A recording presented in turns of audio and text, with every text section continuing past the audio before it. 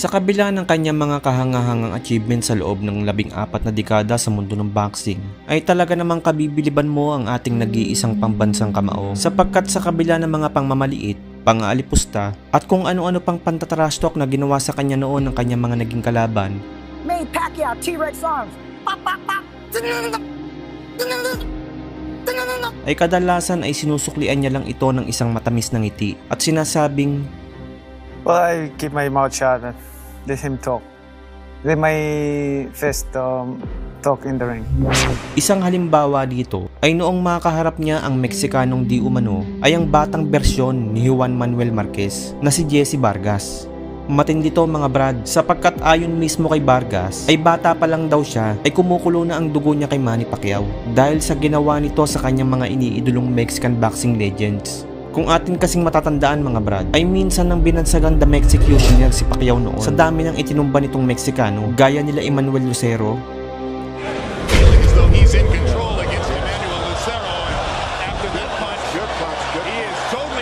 Marco Antonio Barrera,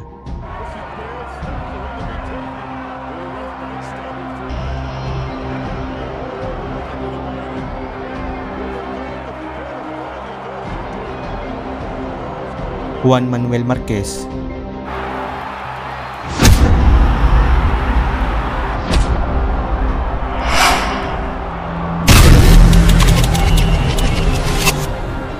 Eric Morales,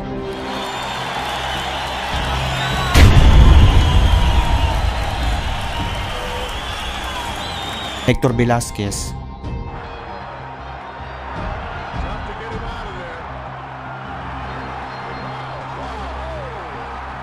Oscar Larios, because you can be a beneficiary of low expectations. Jorge Solis, You know, and I think they've run out of ideas in Solis' corner. Gennaro, you know, we were both listening, and they've invoked the family. He's in trouble, and down goes Solis. Oscar De La Hoya, Oscar is maybe trying to lay a trap, but Manny is too smart and too fast for it. David Diaz,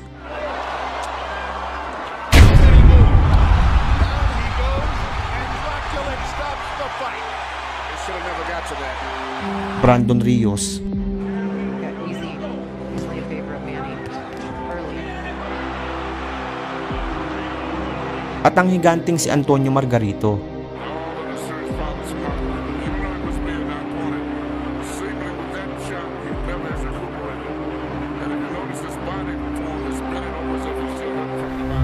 Kaya naman ganoon na lamang ang galit nito kay Pacquiao. Kumbaga mga brad, hindi nito matanggap na ang isang maliit na Pinoy lamang na nagmula sa bansang Pilipinas ang nang walang hiya sa mga pagmumukha ng kanyang mga iniidolong Mexican fighters. Ganun pa man, bagamat tila kaaway kung titignan itong si Pacman dahil sa dami ng itinumbang Mexicano ay nilinaw nito sa mga Mexican boxing fan ay wala naman daw talaga siyang intensyon na ubusin ang mga mandirigma ng Mexico. Sadya lang daw na nagkataon na maraming Mexican fighters sa kanyang weight division noon, kaya niya ito nilabanan. Walang personalan, trabaho lang, ayon kay 8 Division Champ. Quiero sorpresa al público mexicano. I hope you understand, everybody. Nothing personal. You know, it just happened that in my time, there's a lot of Mexican boxers that in my weight division. So it's not my intention to fight all the Mexican. I love Mexican also. Ganun pa man, nang magkaroon nga ng pagkakataon itong si Jesse Vargas na makaharap ang nag-iisang 8 Division Champion, ay tila personal ang galit nito kay Pacquiao. Hindi ito nagdalawang isip at kumpiyansang sinabing nangangako siya na ipaghihiganti niya daw ang kanyang mga kapwa Meksikano na binalusubas ni Pacquiao. At dagdag pa mismo ng head coach trainer ni Vargas na pinsang buo ni Bob Marley, ay sureball na patutulugin daw ng kanyang alaga itong si Pacquiao at manghihiram daw ito ng mukha sa mga kamag-anak nitong unggoy sa kamundukan ng Sarangani. You think Jesse can knock out Manny Pacquiao? Absolutely. We wouldn't be here if we didn't feel we could do it. Absolutely. Why? Because he's the world champion. May 11, 2016, dito na nga naganap ang sagupaang Jesse Vargas kontra Manny Pacquiao sa Thomas and Mack Center, Las Vegas, Nevada, USA para paglabanan ng hawak ni Vargas na WBO World Welterweight title. Bago ang laban ay may impresibong record ang Mexicano na 27 panalo, 10 dito ay natapos via knockout at may isang talo lamang. Samantalang ang ating pambansang kamao naman ay may 58 wins, 6 losses at 2 tabla. Sa unang bahagi ng round ay naging positive ang galawan ni Manny Pacquiao. Miyamo 4 na araw nang walang tulog pero palong-palo pa din. Samantalang itong si Vargas naman, umpisa pa lang bad trip na. Tamang abang lang at baka mamaya manaksak itong si Pacquiao.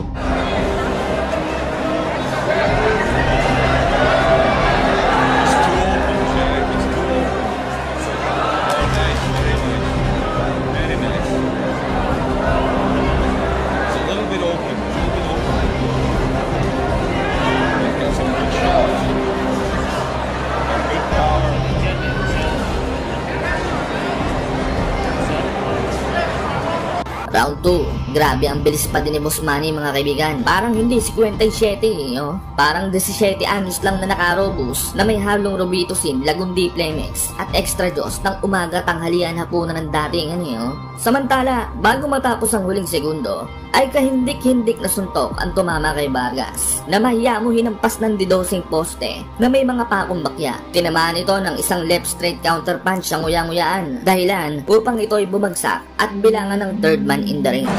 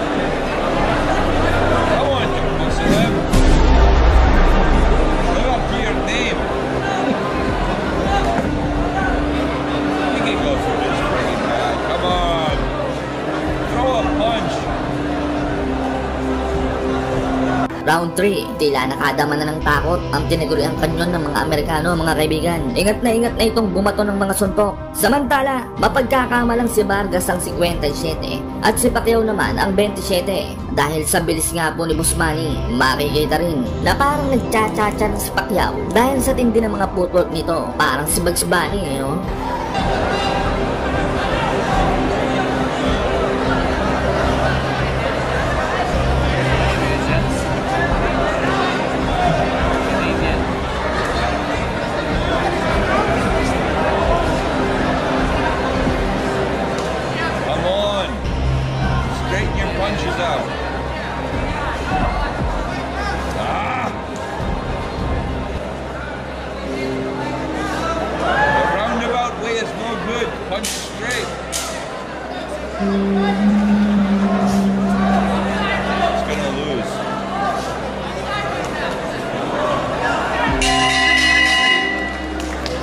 Round 4, walang yamo head movement ni Pacquiao. Mahiya mo kobrang palong-palo napakatining. Samantalang si Vargas naman ay tamang abang lang ng counter na mahiya mo hold upper si Ermita na may schedule pa ang pang-hold up.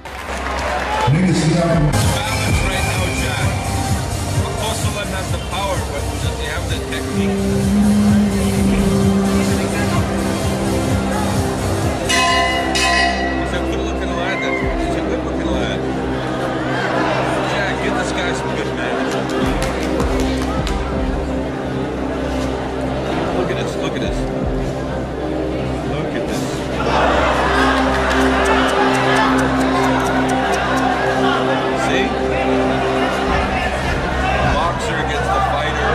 Round 5, sumasabay na si Vargas. Mukhang nagiinit na mga kaibigan. Nakumbaga sa langit-ngit ng papagi. Umuuga na ng inam ang mga pakupakuan dahil sa mga banayan at dahan-dahan na mga salpukan.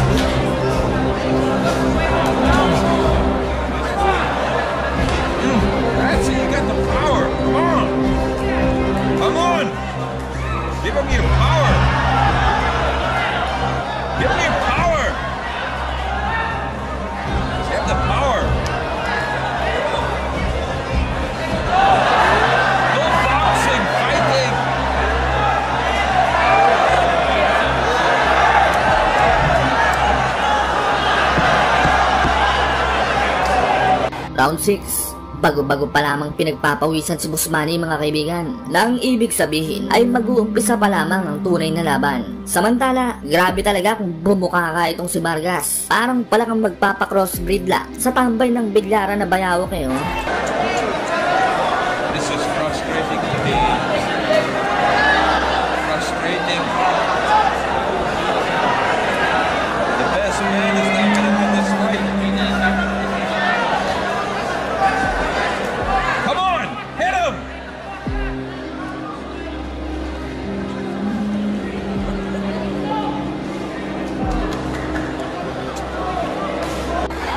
Round 7, pasundot-sundot lamang si Boss Manny na mahiya mo nagsasawsaw-suka lang sa patiseo. Samantala, bahagyang nakikipagsabayan na itong si Vargas na tila may halong takot dahil hindi ito makatagal ng sabayan kay Boss Manny.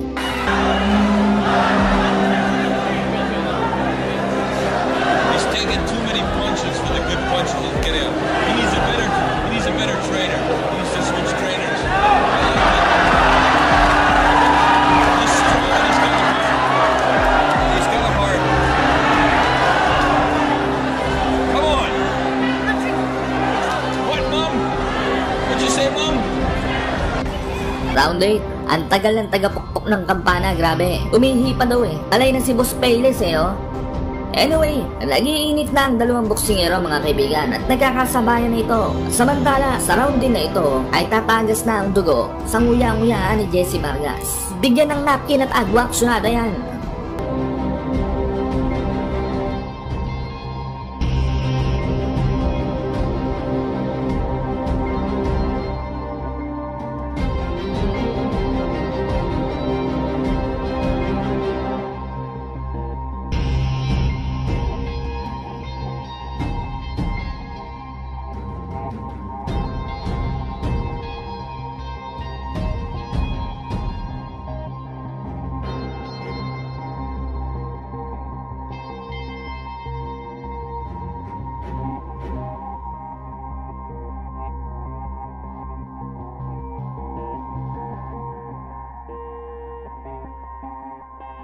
Round 9, tinutubuan na ng goiter na may kakambal na kulane sa ilalim ng mata si Vargas. Napapaisip na din ito kung talaga bang 57 na si Boss Manny. Napakabilis daw eh. Gusto pa atang ipabuklat ng birth certificate ni Boss Manny sa munisipyo ng Sarangani eh. Nakonyatan tuloy siya ng coach niya at sinabing, tanga, wala ng birth certificate ngayon, PSA na.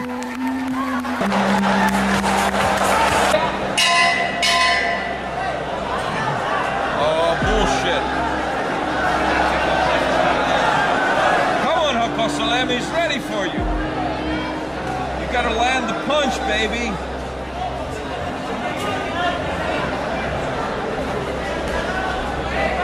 See, we got a classic boxer against a guy that can throw from any angle.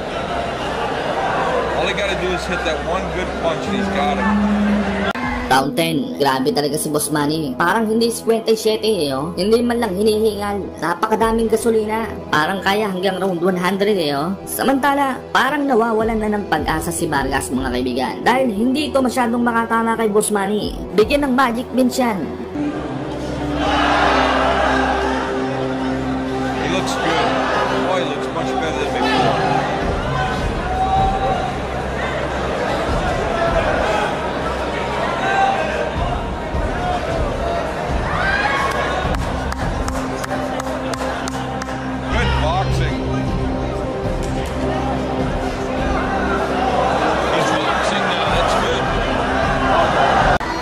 Round 11, hindi pa rin nawawalan ng pag-asa si Vargas mga kaibigan. Tining na tining pa rin ito, maski na iisang round pa lamang ang naipapanalo niya. Samantala, nagtatawa na naman ang mga komentator dahil di umano ay panalo na daw si Vargas kung ang laban ay padamihan ng suntok sa hangin. Bago matapos ang huling minuto ng laban, ay muling bumagsak na naman si Vargas matapos itong tamaan ang right hook ni Manny. Ngunit ayon kay Peles, ay nadulas nga lamang daw po ito si Vargas sa balat ng kamatis. You friggin' Cecil B. DeMille or what?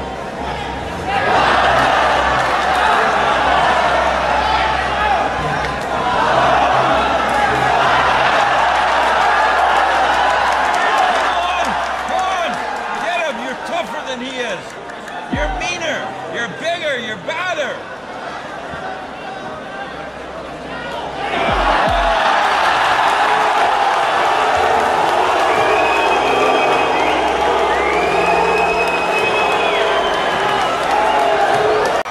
Final round, fresh na fresh pa rin si Boss Manny mga kaibigan. Ano kayang skincare niya? Siguro alagang Vicky Belo, Dr. Tan, Dr. Ong, Dr. Galayan at 10 albularyo siguro yan. Parang hindi napapagod oh. Anyway, sa round din na ito ay dito na ipapamukha ni Manny sa kanyang kalaban ang kasabihang walang maliit na nakakapuwing. Dito na rin ipapalamon ni Boss Manny ang lahat ng pangtatrash talk ng kampo ni Jesse The Canyon Vargas.